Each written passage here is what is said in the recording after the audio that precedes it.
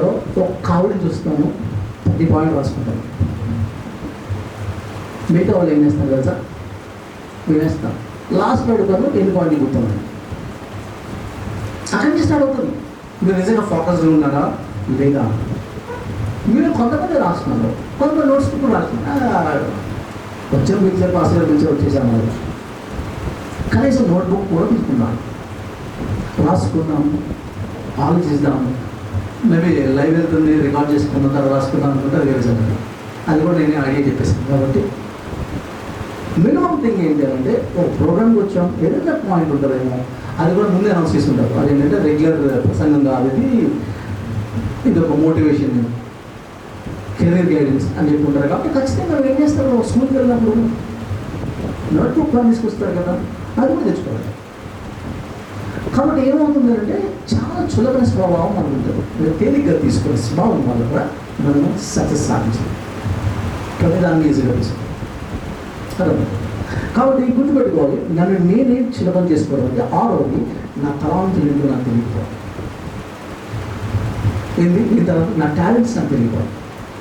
మీకేం టాలెంట్ ఉందని అడుగుతాను, చెప్పాలి స్పీడ్గా టక్ టక్ టక్ అని. నన్ను మీ టాలెంట్ ఏంటి ఆలోచించండి. నెక్స్ట్ హ్యాండ్ రైటింగ్, కూర్చో. నెక్స్ట్ కూర్చో. వాలీబాల్, ఎవరు బ్యాడ్మింటన్. నా టాలెంట్ ఆల్రెడీ ఉంది, టాలెంట్ ఇష్టం గురించి మాట్లాడుతుంది. ఆల్రెడీ ఏ టాలెంట్ ఉంది? నేను ఫాస్ట్ బౌలింగ్. ఓకే, ఇంకా గర్ల్స్ నుంచి ఎవరు చెప్పగలరు మీ టాలెంట్? అమ్మ స్త్రీలు చెప్పండి మీ టాలెంట్. అమ్మ కూరలు ఎక్కడ బాగా ఉండలేదు, మీ కూరలు మన తలాంతి కాదంటారా? కూర బాగా వండడం తలాంతి కాదా అని అడుగుతున్నాను. హైదరాబాద్లో మేము ఒకసారి లేట్ అయినప్పుడు కూర కొనడానికి వెళ్తాం. సరైన కూర దొరకదు, ఆ బిర్యానీ తప్ప ఏముండదు. సరిగ్గా కూర వండి బయట నోడతారు. ఆ పప్పు తింటే కడుపు నొప్పి వస్తుంది, అరగదు, ఇంట్లో ఉండకూడదు. I'm literally struggling. అదేంటంటే, ఎవరన్నా కొంతమంది విమెన్ వచ్చి ఒక కర్రీ పాయింట్ పెడితే బాగుంటుంది, Andhra side of curries. Okay, మీలో చాలా మందికి తలాంతులు ఉంటాయి. కర్రీ కూరలు బాగా వండుతారు కానీ కర్రీ పాయింట్లు పెట్టరు, ఇడ్లీ కొట్లు పెట్టరు. మళ్ళీ అప్పుడు వస్తే దేవుడి దగ్గర మోకరించి ప్రభావ మా అప్పులు తెచ్చి ప్రార్థన చేస్తారు. ఈ కథ ఏంటో నాకు అర్థం కాదు, ఇప్పుడు కూడా అర్థం కాని కాన్సెప్ట్. దేవుడికి ఆల్రెడీ తలాంతి ఇచ్చాడు. ఇది ఇడ్లీ బాగా వండగల తలాంతి ఇచ్చాడు కదా, మీరు కాదనుకుంటున్నారా ఏంటి? ఆ తలాంతి కాదా? నేను సీరియస్గా మాట్లాడుతున్నాను. మేము మహబూబ్ నగర్ అంటే ఒక ఏరియాలో, అక్కడ ఉమెన్తో మాట్లాడుతున్నప్పుడు స్త్రీలతో మాట్లాడాలి, ఇదే మాట్లాడాలి. మీరు కోకి బాగా ఉండగలిగినంత కర్రీ పాయింట్ ఎందుకు పెట్టకూడదు అంటే అలా ఆలోచించి వెంటనే ఆవిడ అడిగింది, మిమ్మల్ని లోన్స్ గురించి కూడా మాట్లాడు, లోన్ ఎలా వస్తుంది ఏంటి అని అంటే ఆవిడ వచ్చి వాళ్ళ తల్లి కూతురు ఇద్దరు వచ్చి ఏమడిగారంటే, మేము ఇడ్లీ కొట్టు పెట్టుకుంటాం, మాకు లోన్ ఇస్తారండి.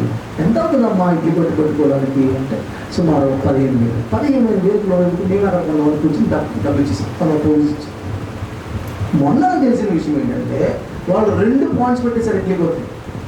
వాళ్ళు ఎంత స్ట్రగుల్ అయ్యారంటే, భర్త వదిలేశారు, కూతురు జరిపించుకోవాలి, ఇంత బాధపడుతూ ఆవిడ మొన్న ఫోన్ చేశాడు. ఇప్పుడు వరకు వచ్చిన పాస్టర్ నాకు చెప్పిన మాట ఏంటంటే, అప్పు ఉందంటే ప్రార్థన చేసుకుని అప్పులు తీరిపోతాయని శుక్రవారం ప్రార్థన కూర్చోబెట్టారు, కానీ మిగతా వచ్చి మాకు ఇడ్లీ కొట్టి పెట్టమని ఆవిడ చెప్పలేదండి. ఇప్పుడు వాళ్ళు సుమారు వాళ్ళు చెప్తున్నామంటే 70,000 సంపాదిస్తున్నారు. మీరేం చేస్తారు? ఒక కర్రీ పాయింట్ వచ్చు, మీకు కర్రీలు ఉండరు, అమ్మరు, ప్రెస్టేజ్. దానివల్ల ఏమవుతుందంటే, బయట ఎవడో అమ్ముతాడు, వాడు ఎరుగడం అంటాడు, అది పెద్దది అవుతుంది. మీ ఊరికి దగ్గర ఎక్కడైనా ఒక చిట్యాలని ఒక ఊరు ఉంది, గ్రామం గోపాలపురం దగ్గర. నేను ఆ ఊరికి కూడా వెళ్ళాను, నేను సిస్టర్ కూడా వెళ్ళాను. అక్కడ చాలా మందికి నేను ఎగ్జాంపుల్ చెప్తూ నేను ఒక చెప్పాను. నేను నా చిన్నప్పుడు ఊరు వెళ్ళాను సార్, నా చిన్నప్పుడు.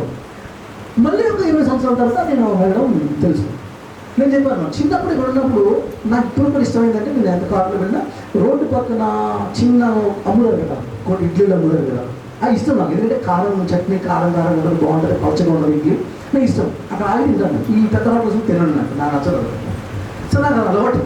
సో నేను రోడ్డు పక్కన ఆగినప్పుడు నేను ఈ చిట్యాలనే ఊరు వెళ్ళినప్పుడు నేను చెప్పాను, ఇక్కడ ఒక కొట్టు ఉండేది, ఇడ్లీ బాగుంటుంది అని అంటే ఉన్నాడండి.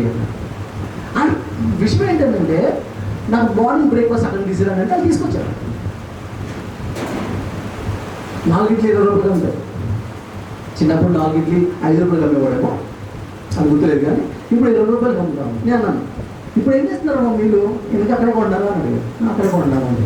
మీరు ఏం చేస్తారు? మీరు పెట్టారు. ఆయన 20 సంవత్సరాలు ఏం చేస్తారు? బిల్డింగ్ కట్టుకుంటూ కూర్చుంటాడు. మీరు ఎలా చూస్తారు? బిల్డింగ్ కట్టేస్తాడు అని అంటే ఆయన అన్నారంటే 3 బిల్డింగ్లు కట్టాడండి అన్నారు.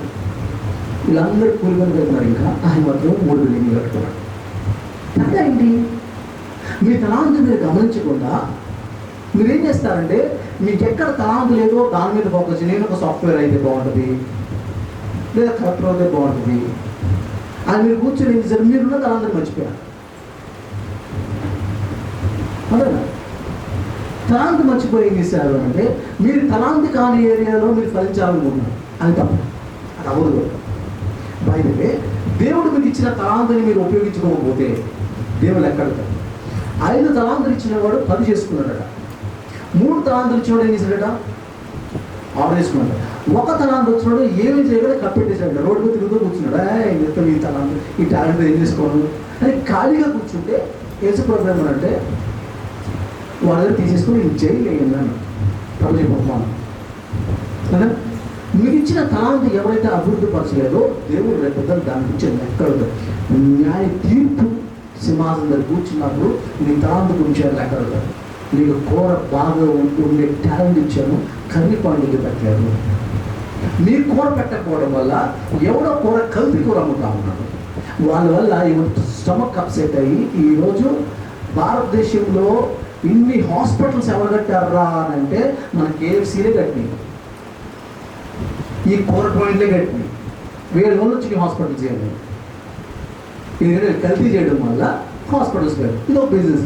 వీళ్ళకి ఇది కల్తీ చేసేది వీళ్ళు, పొట్టపాడేది మనకి, మళ్ళీ మనకి వీళ్ళు అవ్వడానికి డాక్టర్స్, హాస్పిటల్స్ బిజినెస్ అయిపోయింది.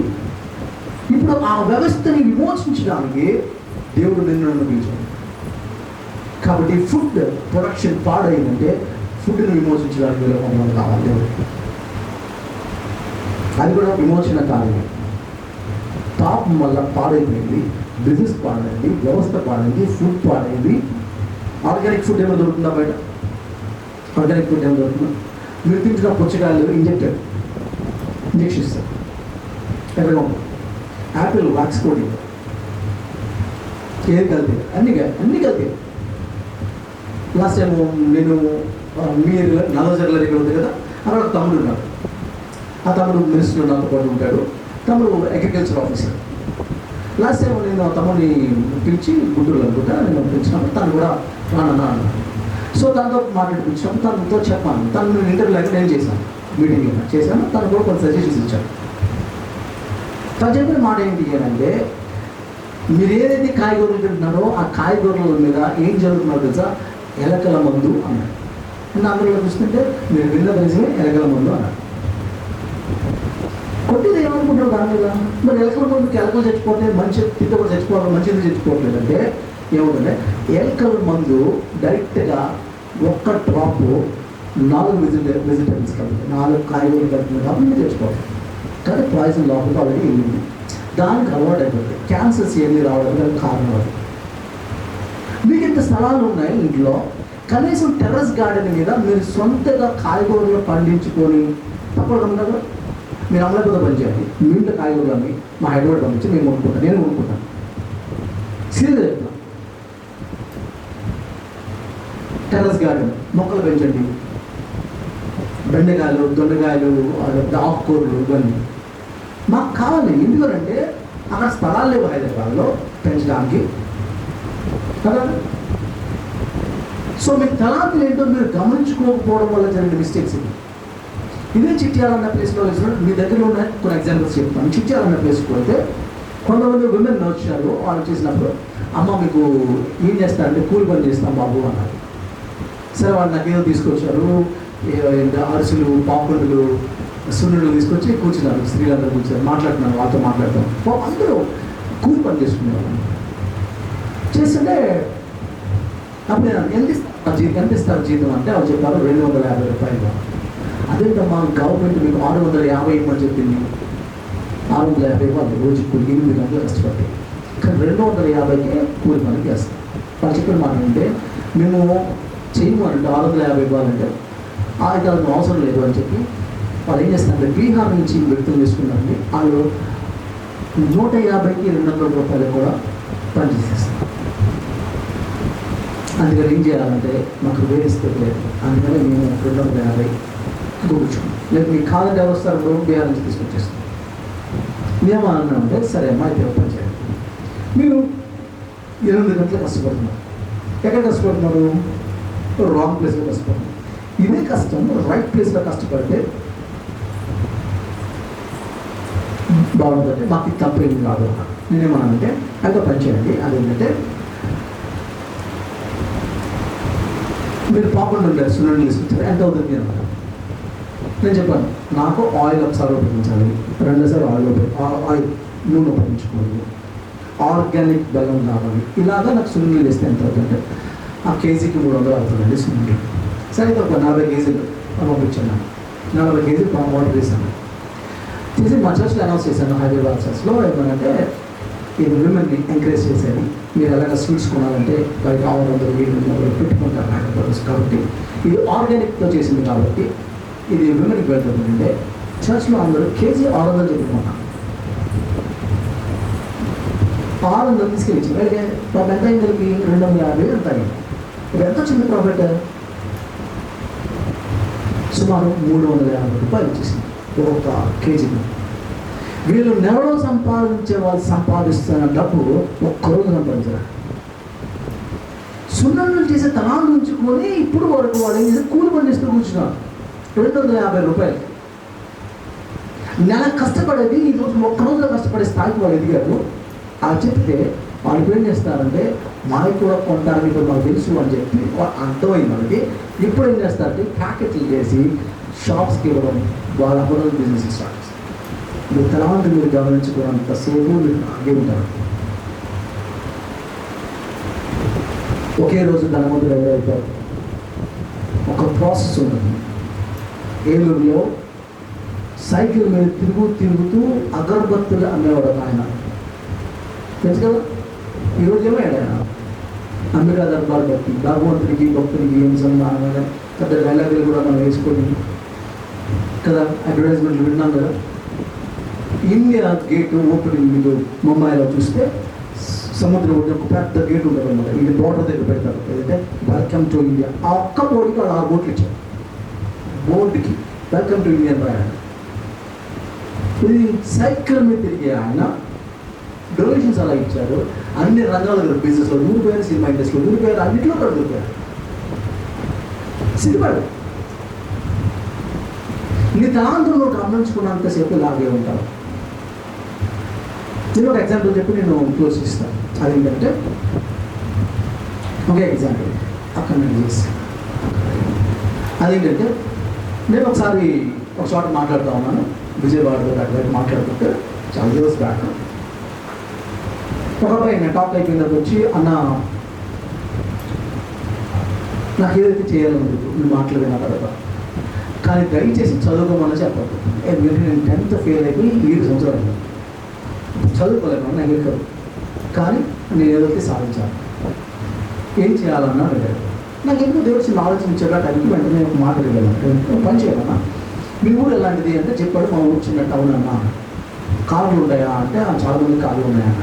సరే పని చేయండి, మీ ఊళ్ళో ఎవరికైతే కార్లు ఉన్నాయో వాళ్ళ దగ్గరికి వెళ్ళి, సార్ నా పేరుకి నాకు ఉద్యోగం లేదు, అలాంటి పని నిరుద్యోగిని కాబట్టి మీరు ఒక అన్న నాకు సజెషన్ ఇచ్చాడు.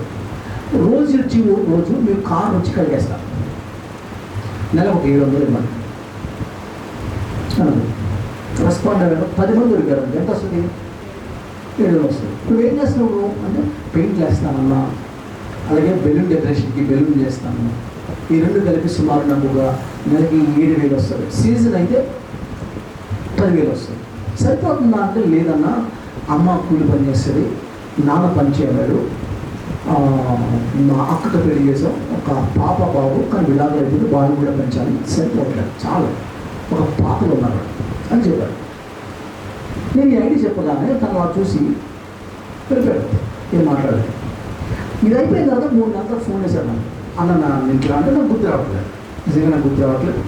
ఎవరు అని అంటే, అన్న పలానా ఊరు వచ్చి మీరు ప్రసంగం చేశారు కదా ఆ రోజు ఇట్లా అన్నారు కదా అంటే, చెప్తున్నాను అంటే చెప్తున్నాను కదా అన్న, నేను కారుకి 1000 రూపాయలు అడిగాను రోజు ఇచ్చిన, మీరు 700 అంటే అడిగాను, 13 కార్లు వచ్చినాయి అన్న, నాకు 12,000 వస్తున్నాయి. గుడ్. అలా చెప్తున్న 2వ వారం ఫోన్ చేసి చెప్తున్నా, అన్న 43 కార్లు వచ్చినాయి అన్న, 43,000 వస్తున్నాయి. 3 సంవత్సరాల క్రితం ఆగస్టు 15వ తారీఖుకి తన ఏదో టార్గెట్ పెట్టుకున్నాడు. అప్పటికి తను చెప్తున్నాడంటే, అన్న నా టార్గెట్ మించిపోయింది, ఇప్పుడు నాకు నెలకి 1,80,000 వస్తున్నాయి. కింద 12 మంది ఉద్యోగం పెట్టుకున్నాడు, ఎంప్లాయీస్ పెట్టుకున్నాడు. వాళ్ళ జీతం పోయి దీనికి వస్తున్న ప్రాఫిట్ నెలకి 1,87,000.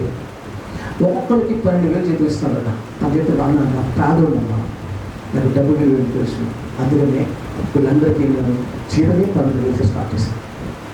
ప్యాకింగ్ ట్రైన్ తీసుకొని ఇచ్చాడు. పొద్దున్న 5 గంటలకు 4 గంటలకు వెళ్తారు, 4 గంటలు 9 గంటల వరకు కొన్ని కార్లు కడిగేస్తారు. మళ్ళీ సాయంకాలం 5 గంటల నుంచి 11 గంటల వరకు కొన్ని కార్లు కడిగిస్తారు. కూర్చొని అదే ఊళ్ళో కూర్చొని సుమారు 2 లక్షలు సంపాదిస్తున్నారు జస్ట్ టు కార్ ట్రైన్. మన దగ్గర ఇంత సామర్థ్యం పెట్టుకుని ఏం చేస్తామంటే ఖాళీ గడిపిస్తాం. అందుకని ఓడితేనే ఎవరు గొప్ప రాదు, గొప్పవాడు పుట్టారు. ఆ అబ్బాయి వీడియో కాల్ చేసి ఒక స్థలం కొనుక్కొని తన ఫోన్ చేసి అలా ప్రార్థన చేయండి, స్థలం ఇల్లు కొనుక్కుంటున్నాను. 6,000 7,000 సంపాదించే కష్టపడే వ్యక్తి సుమారు 2 లక్షల కిలోమీటర్లు ఎట్లా అంటారు కదా. ఆలోచన పెట్టాడు, పూర్వించాడు, దాన్ని ప్రయత్నిస్తాడు. కాబట్టి గుర్తుపెట్టుకోవాలి, మన తరాంతం పెరిగిపోవాలి, మన ఫేర్ అయిపోతాం. కాబట్టి కొన్ని ఎగ్జాంపుల్స్ ఏం చెప్పాలి కానీ ఎవరితోనో పోల్చుకోవడం వల్ల, ఇమిటేట్ చేయడం వల్ల కూడా కొన్నిసార్లు మనం సక్సెస్ కావాలి. పక్కోడితో పోల్చి నువ్వు వాడిగా నువ్వు అయిపోతున్నాను అంటే దేవుడి వాక్యం ఉంటుంది, నువ్వు పక్కోడు అంటుడు కాదు. నాకు 99 మంది ఉన్నారు, 800 కోట్ల మంది ఉన్నారు, నువ్వు మాత్రం ప్రత్యేకమైన వాళ్ళు. 99 గొర్రెపిల్లలు మొదలుపెట్టి చొక్క గొర్రెపిల్లలు కోసం ఇంటికెళ్ళాడు. ఆ ఒక్కలాంటి గొర్రెపిల్లే 99 మీదే కాదు. మీకు లాంటి ఒక్క వ్యక్తి దేవుడికి 800 కోట్ల మంది ప్రజలు ఎవరు లేరు. You're special, you're unique. అది గుర్తుపెట్ట. కాబట్టి నాకంటూ స్పెషాలిటీ ఉంది, అది మీరు గమనించుకోవాలి. తర్వాత జీవితం పట్ల బాధ్యత లేకపోవడం కూడా మాకు జీవితం వల్ల బాధ్యత లేకుండా ఉండదు. ఆ బాధ్యత ఎప్పుడైతే లేదో పంపిస్తుంది. తర్వాత ఇంకొకటి ఏంటంటే మనం ఫెయిల్ అవ్వడానికి ఒక కారణం ఏంటంటే చిన్న సమస్య రాగానే చదివి పడిపోవడం, చిన్న సమస్య రాగానే వీక్ అయిపోవడం, ఇంకా ఇంకేం చేయలేదు. ఇంకోటి ఉండదు నేను ఫెయిల్ అవ్వడం, చిన్న సక్సెస్ అంటే చిన్న ఘన సాధించగానే సరిపోతుంది. ఈ 2 తప్పు. అక్కడి నుంచి ఇంకోటి రాట్లేదు. ఫర్ ఎగ్జాంపుల్ టాటా లాంటి కంపెనీస్ ఉన్నాయి, కార్లు తయారు చేస్తారు కదా టాటా వాళ్ళని. కార్లు తయారు చేసిన వాడికి ఉప్పు బిజినెస్ అవసరం, సాల్ట్ ప్యాకెట్ అవసరం, 5 రూపాయల సాల్ట్ ప్యాకెట్ అవసరం, 5 రూపాయల సాల్ట్ ప్యాకెట్ చేస్తాడు, రూపాయి పిల్లిసి తయారు చేస్తాడు కదా. అలాగే 4 కోట్ల ల్యాంబోర్గిని, 5 కోట్ల ల్యాంబోర్గిని కారు కూడా తయారు చేస్తాడు. ఇది ఒక కారు 7 కోట్ల దగ్గర నుంచి రూపాయి పిల్లిస్ దగ్గర వరకు ప్రతి దాంట్లో. దీంట్లో సక్సెస్ వచ్చిన ఈ స్థాయికి వెళ్ళిపోయారని పిల్లిస్ వదిలేడు, పిల్లిస్ బిజినెస్ కూడా చేస్తాడు. చిన్న సక్సెస్ రావడానికి సరిపోయిందని కాకుండా ఇంకో దాంట్లోకి అడుగు పెట్టడం అనేది మనకి వస్తూ ఉంటుంది. అది చిన్న విజయాలకి సంతృప్తి పడకుండా చివరిగా చెప్పేది ఏంటంటే దేవుని మీద ఆధారపడకుండా నా జీవితానికి నేనే నిర్ణయం తీసుకోవాలి. దేవుని మీద ఆధారపడకుండా నా జీవితాన్ని నేనే తీసేసుకున్నాను అని ఎప్పుడైతే అనిపిస్తుందో నా జీవితంలో మనకి సక్సెస్ కాదు. కాబట్టి జీవితంలో మనం ఎందుకు ఫెయిల్ అవుతున్నామంటే నేను కారణం. కానీ దేవుడు అతీతంగా దేవుడు మనల్ని ఎందుకు పెట్టంటే ఈ ప్రపంచాన్ని మార్చడానికి, ప్రపంచంలో ఎవరికి వెళ్ళిన ఒక తలాంతు నీకు మాత్రం ఇచ్చాడు. ఆ తలాంతు ఇంట్లో గుర్తు పెట్టుకొని ఒక దర్శనం ఇచ్చాడు. ఆ దర్శనానికి ఒక ప్రత్యేకమైన పిలుపు కోసం వచ్చాడు. అది గమనించుకొని దానికోసం జీవించాలి. కాబట్టి మేము ఈ దేవుడు చెప్పినట్టు మరొకసారి మీ పాస్టర్ పిలిస్తే మేము దాన్ని రాగలిగితే అప్పటికి మీలో నుంచి ఈ వాక్యం వల్ల లేకపోతే ఈ మాటల ద్వారా ప్రేరేపబడ్డ వాళ్ళ యొక్క ఫలాలను ఒకలాగా చూడాలి. ఒకసారి ఒక ఎగ్జాంపుల్ చెప్తాను. అదేంటే కర్నూలు వెళ్ళాను. కర్నూలు ఒక బాప్టిస్ట్ చర్చ్ కూడా లైవ్ వాళ్ళు వాచ్ చేయొచ్చు. అయిపోయిన తర్వాత నేను యాక్చువల్గా నవంబర్లో వెళ్ళాను. టాక్ అయిపోయింది. 2 టాక్స్ ఇచ్చాను, morning evening. Full day conference అది అయిపోయింది. నెక్స్ట్ మంత్ డిసెంబర్లో ఒక కాలేజ్ వాళ్ళు, ఒక ఇంజనీరింగ్ కాలేజ్ వాళ్ళు నన్ను క్రిస్మస్కి స్పీకర్గా ఇచ్చారు. సో నేను అక్కడ స్పీకర్కి వెళ్తే ఈ చర్చ్ మెంబర్స్ చాలామంది ఎల్డర్స్, ఆ చర్చ్ మెంబర్స్ నుంచి కొంతమంది యంగ్స్టర్స్, పెద్దలు కలిపి నేను ఎక్కడైతే మాట్లాడుతున్నా ప్రసంగం వినడానికి అక్కడికి వచ్చాను. ఇక్కడికి ఆ కాలేజ్కి వచ్చాను. అది సెక్యులర్ కాలేజ్. సో అయిపోయిన తర్వాత నేను ఇంకా ప్రసంగం అయిపోయిన వెంటనే పండుగ దగ్గరికి వచ్చి పాస్టర్ గారు పంపించారండి, పలానా చోట మేము క్రిస్మస్ చేసుకుంటున్నాం, ఏదో క్రిస్మస్ జరుగుతుంది, మీ ప్రసంగం ఖాళీ అయిపోతే కనుక చిన్న మెసేజ్ ఇవ్వడానికి పిలిచారండి, మేము వచ్చాం, అవుతుందా అని వచ్చాను. అని ఇక్కడేమో యూత్ అందరూ మరి ఇంజనీరింగ్ కాలేజ్ కదా, ప్రోగ్రామ్స్ జరుగుతాయి, కల్చరల్ యాక్టివిటీస్ జరుగుతాయి, వీళ్ళు నాతో ఇంపాక్ట్ అవ్వాలనుకుంటున్నారు, నేను సరే పని చేస్తాను, ప్రసంగించి వచ్చేస్తానని చెప్పి ఈలోపు ప్రోగ్రామ్ అవుతుంది కదా, నేను అక్కడ వెళ్ళాను. వెళ్ళాక అక్కడ ఒక 20 నిమిషాలు అంతా ప్రసంగం చేసి ఒక అరగంట చేసి వాళ్ళు అన్నారు భోజనం అంటే లేదు అక్కడ ఇంజనీరింగ్ కాలేజ్ స్టూడెంట్స్ వెయిట్ చేస్తాను, నాకు వెళ్ళిపోవాలని నేను కారు ఎక్కేస్తాను. ఒక అబ్బాయి కారు ఎక్కిస్తూ వచ్చిన అబ్బాయి అన్నారు, అన్న లాస్ట్ మంత్ మీరు వచ్చిన టాక్ యొక్క ఫ్రూట్ అన్నది అన్నారు, ఫలం ఇది అన్నారు, మీరు ఇచ్చిన ప్రసంగం యొక్క ఫలం అన్న. అతను ఏంటి అంటే చెప్పాడు, అన్న మేము క్యాటరింగ్ సర్వీస్ స్టార్ట్ చేస్తాను. అన్న విచిత్రం ఏంటంటే మేము స్టార్ట్ చేసాము డిసెంబర్లో, 31 రోజులకి 32 ప్రోగ్రామ్స్ నాకు ఫిక్స్ అయ్యాయి. 11 మంది ఫ్యామిలీస్ దొరుకుతున్నాయి. దీనికోసం ఎంత ఇబ్బంది పడేవాళ్ళం అంటే ఈ 11 రోజు 11 మంది ఫ్యామిలీస్ డిపెండ్ అవుతా ఉన్నాయి. సార్ హైదరాబాద్లో మా చర్చ్కి రోజు వచ్చి సాక్ష్యం చెప్పారు, చర్చ్ కూడా ఉన్నవాటి సాక్ష్యం చెప్పారు కదా.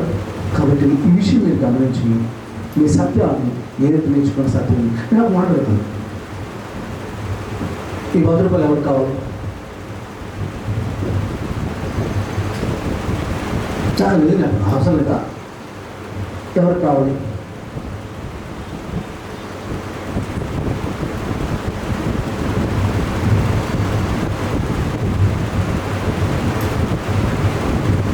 అడుగుతాను. పోనీ నేను ఇప్పుడు చెప్తాను, 1,00,000 రూపాయలు చెక్ పెట్టి అడుగుతాను, ఎవరికి కావాలి?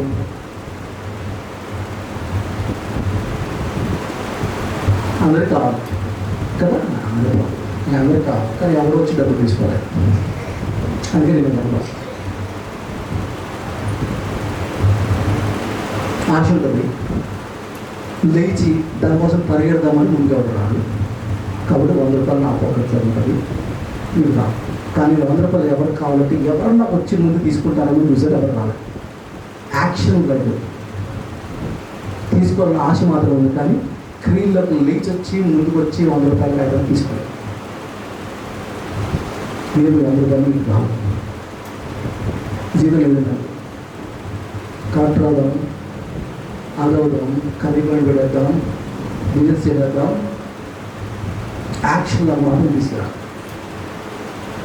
అదే ఎప్పుడైతే క్రియలో రాదు అది పడుతుంది, దేవుడు అని ఆశీర్వదించాడు. కాబట్టి యథార్థ భజనతో చేస్తే ఒక ఎగ్జాంపుల్ చెప్పి ఇంక్లోజ్ చేస్తాను. ప్రవీణ్ పగడాల గారు,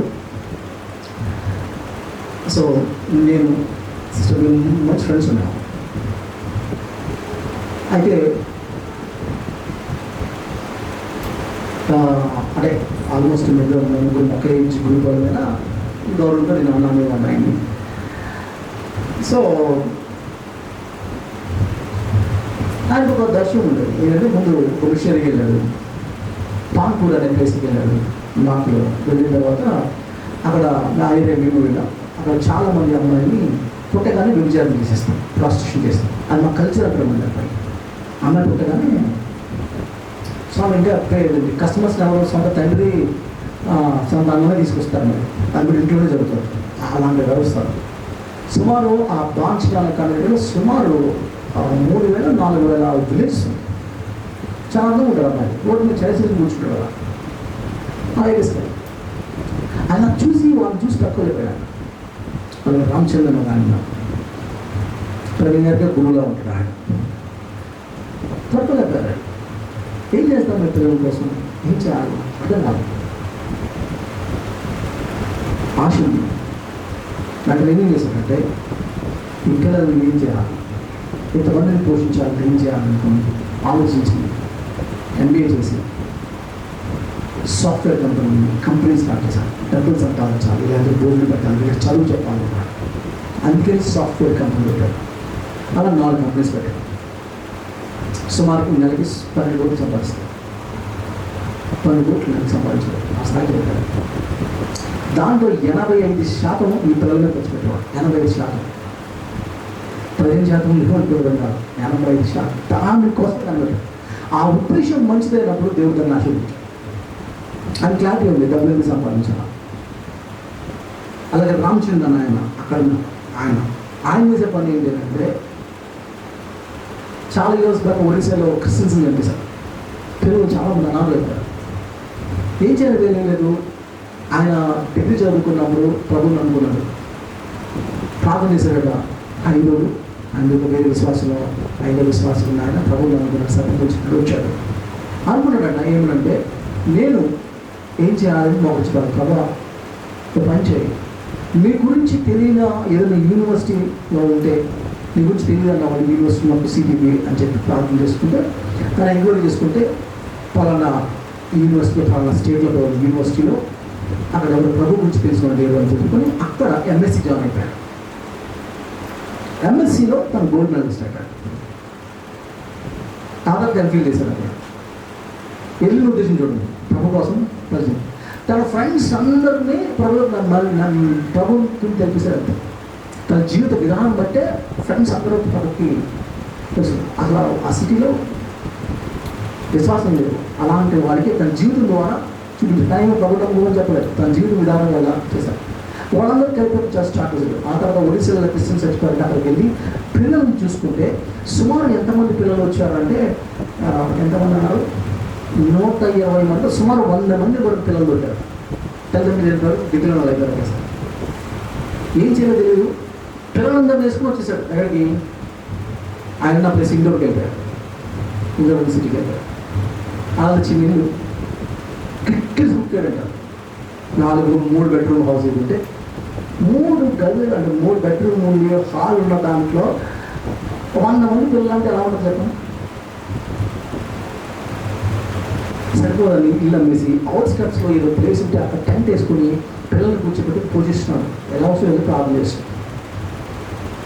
అది గమనించిన ఒక ఫార్మర్ వచ్చి చూసిందంటే, ఆవిడ చూసి చెప్పిన మాట అంటే, ఎంక్వైరీ చేసుకుంటే పిల్లల్ని ఎవరైనా కిడ్నాప్ చేశారని ఆవిడ చూసుకుంటే లేదు, ఇలా ఈవిడ గమనించుకుంటూ కూర్చోండి అంటే వెంటనే వచ్చి ఒక 10 కోట్లు చెక్ రాసి పిల్లలు చూడమన్నారు. ఇచ్చిస్తున్నారు.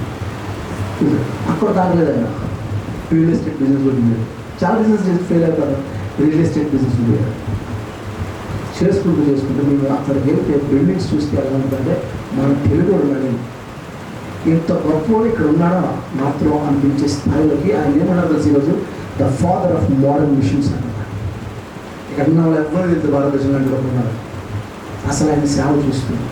అనేక మంది పిల్లలకి విద్య చెప్తూ కేసు ప్రభుత్వం చెప్పి బోధించడం ప్రసంగం చేయడు ఫస్ట్. కేవలము అమ్మాయిని హ్యూమన్ ట్రాఫిక్ అని విచారణ చేస్తుంటే దాంట్లో విమోచిస్తాడు. అంటే వాళ్ళు బిల్డింగ్స్ కట్టారు, చదువు చెప్తారు, పంపిస్తారు. దాంట్లో కొంతమంది మన ఇద్దరు ఫోటోలు, అమ్మాయి ఫోటోలు పంపించారు. వాళ్ళకి ఇద్దరు కూడా ఎయిర్ హోస్టెస్ కూడా కనెక్ట్ స్టూడెంట్స్ కావాలంటే ఫస్ట్ బీఎస్సీ నర్సింగ్ చదువుతున్నారు, మెడిసిన్ చదువుతున్నారు. అతని పేరైతే మనం వెళ్ళిన నేపాల్ యొక్క అబ్బాయి తన పేరు హీదర్ కాదు, నేపాల్ నుంచి ఒక అబ్బాయి అడుగుతున్నాడు. ఏది ఉన్నది అబ్బాయి నేపాల్ అబ్బాయి నాకు చెప్తుంది. తనకు పెళ్లి చేశాడు. చెప్తా ఉన్నాడు, బ్రదర్ నాకు యాక్చువల్గా నాకు తల్లిదండ్రులు ఎవరో తెలియదు, నా తల్లి ఒక వ్యభిచారి కదా చెప్తున్నాను. వ్యభిచారి నేను చూపాను, పోలీసులు రైడింగ్లో పారిపోయాను, పిల్లలు అల్లిపోయాను. పోలీస్ స్టేషన్లో వెళ్తే రామచంద్ర గారిని తీసుకొచ్చి ఇచ్చారు. ఎప్పుడు నాకు ఈరోజు PG అయిపోయింది. నా వైఫ్ కూడా అలాగే ముంబై రెడ్ లైట్ ఏరియాలో ఒక వ్యభిచారి నా అమ్మాయి